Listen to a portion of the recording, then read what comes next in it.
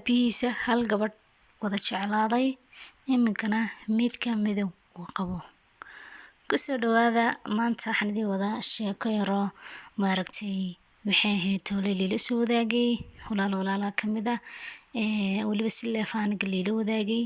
Qisadaas waxay ka dhacday Soomaaliya, ma sii sheegi doono meesha ay ka dhacday iyo dadka magacyadooda iyo gobolka ama magaalada ama madiinada sida u taqaaniinba. Insha Allah sheekadeena maanta waxay ku saabsan tahay wiil iyo aabihiis iyo gabadh. Maalin maalmaha ka mid ah wax dhacday wiil iyo waxa wada sheegsan jiray inan muddo ay wada socdeen. Muddo markay wada socdeen aad iyo aad inantu isku jeclaayeen magaalo wada joogeen.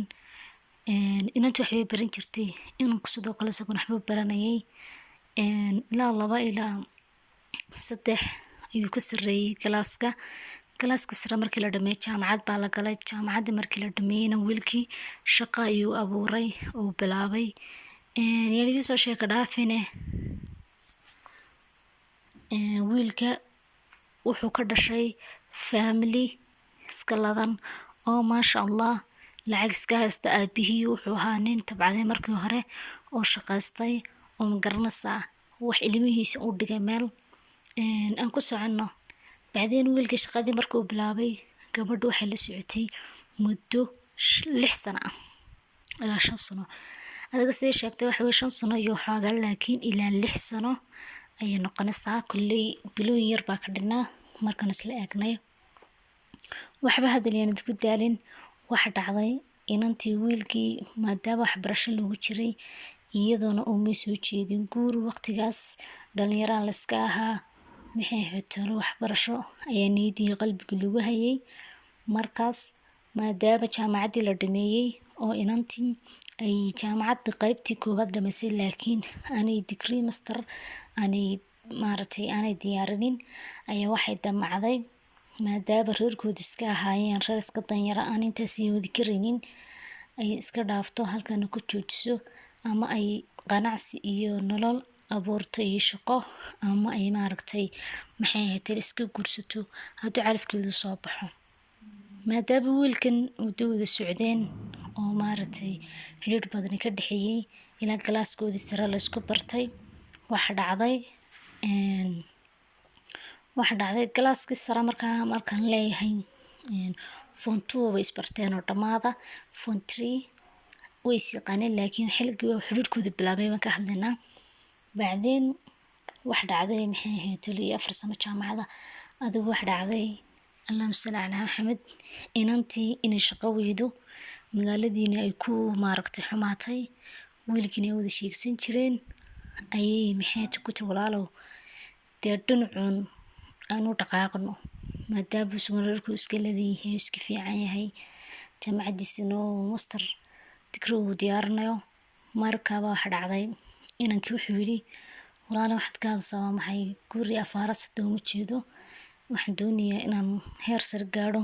Aabahay waa nin ladan nolosheeda maxay ahayd tolay reerkaygana weyn. Waxaan doonayaa inaan maxay ahayd tolay aabahay aan nasiyo fadhiisiyo ganacsiga iyo hawlaha iyo shaqada iyo nolosha meesha taala inaan aabahay qofkii bedeli lahaa inaan noqdo. Taana isku diyaarin weligiina waan jeclaa aabahayn aad biyuhan weyn yahay. Markaas walaalo imika diyaar ma ihi maxay ahayd waqti badan ha iska sii lumanin. Anigana hadda ma ku guursanayay jaamacad baan diyaarinayaa. Jaamacadda markaan dhameeyana masterka labaadan dhameeyana waxaa laga yaabaa inaan dibadda u baxo ama meel kale baan aado tagaba. Inantii horta wiilka aad bay isku jeclaayeen jacayl waxa ka dhaxeeyay aad iyo aad u weyn oo ballaaran oo magaranaysaa xididaystay waan dhihi karnaa. Marka waxa dhacday iga raali lahaada xabeeb bay ugu jirtaa maanta nima caleesh. Markaas walaalayaal waxbaan ku daalinay waxa dhacday inantii aad buu niyad jabtay qalbiga xanuunay maadaama qof in badan ay jeclayd oo niyad ku haysay oo magaranaysaa ay ku hami jirtay inay isguursadaan. Markay jaamacadda dhameeyaan ayaa waxa dhacday maxay ahayd inuu wiilkiisa ku yiri waxba ku daalinay aan warkayga soo koobay iga raalli ahaada kamarada ayaa iga go'day. Hadda ayaan soo laabtay sidaan usii duubno codkeena aan diyaarinaya markaas iga raalli ahaada hadda soo laabtay. Marka waxay noo maraysay inantii isagoo inankii diiday inaanti markii inankii dee ku walaalay waqtigan diyaar ma ihi guri afaarahaas reer inaan dhaqano caruur dhalo. Waxaan doonayaa insha Allah maxay tolay dee isigu xitaa ma odhanin laakiinse wuxuu ku yidhi ma garanaysa iska danaysan hadal cad ma odhan laakiin yacni saasuu kaga gaabsaday. Inantii waxaan ku yidhi waxay gaadhay go'aankaas ay ku gaadhay ninkan in ay wuxuun ku samayso ay ka aarsato. Inantan wuxuu ka qaatay waqtigeedu ugu qaalisnaa isaguna waxay iyadu ka qaatay isaga wuxuu ugu qaalisnaa noloshiisa waayo waxa ugu qaalisan iyadoo ka qaatay waa waqtiga ay la soo qaadatay muddada badan iyo jacaylkii faraha badnaa ee ay siisay ee muddada badan niyadda ku dhisan jirtay in isguursanayaan nolol wada wadaagayaan laakiin isagu kama fikirintaa manu tixgelin. Marka insha Allah haddii aad jeceshahay qisadan inoo sii dhammaystiro waxaan doonaynaa inaad la socotid ilaa dhammaadka waad ku mahadsan tahay sida qiimaha sharafta badan aad la socotid muuqaalka. Marka waxa dhacday inankii halkii kaga hadhay kagamana hadhin adigu faray ka qaaday dee waa bal kala tegay jacayl iyo la iska sugaya ma yaalin. Inantii waxay bilowday ninkasoo uga aarsan lahayd waxbadeed ku daalinaysan idin sheegay aabaheed nin qanacsataa buu ahaa wax la aabihiis ori qanacsataa buu ahaa lacag buu haystay wuu ladan yahay magaalada jeex buu leeyahay meherado weyn buu haystaa kaal arag wadni ugu jirto oo maxay ahayd tole ragga maaragtay dhaxa ah ee xoogga ah.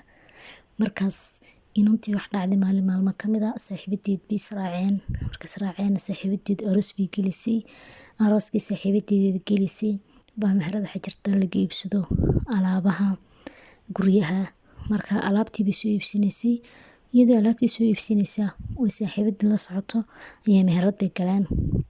Marka meherad way garanaysay inuu leeyahay inankii aabihii oo ma garanaysa ay meheradoodii tahay.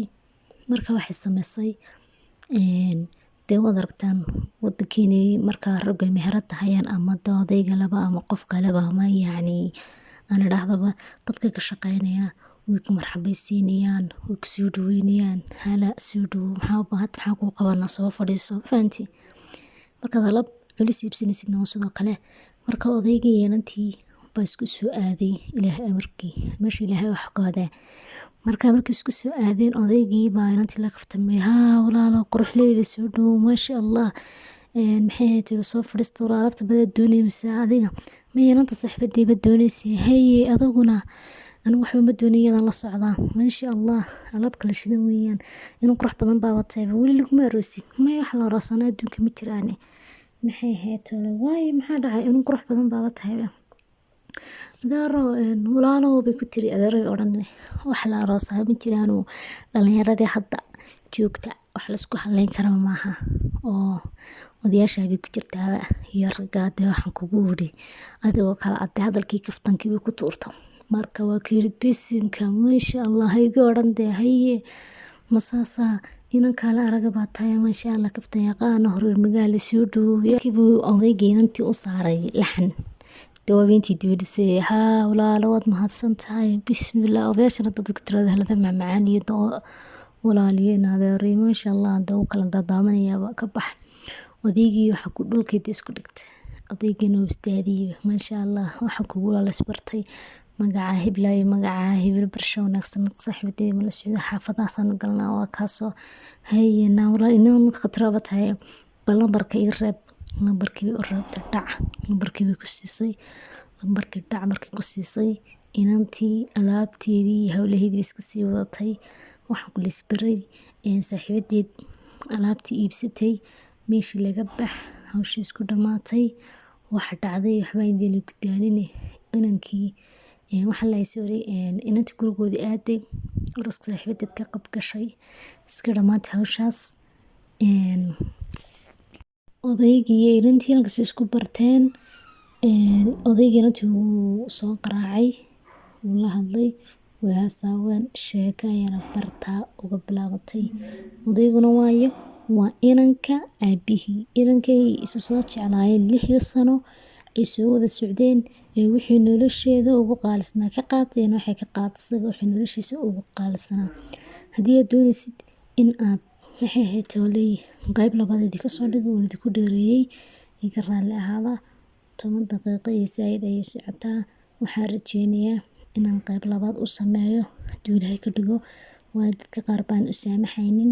Marka waxaan sameynaynaa insha Allah. Haddaad ku cusub tahay channelka subscribe, like, share, comment. Mac salaama.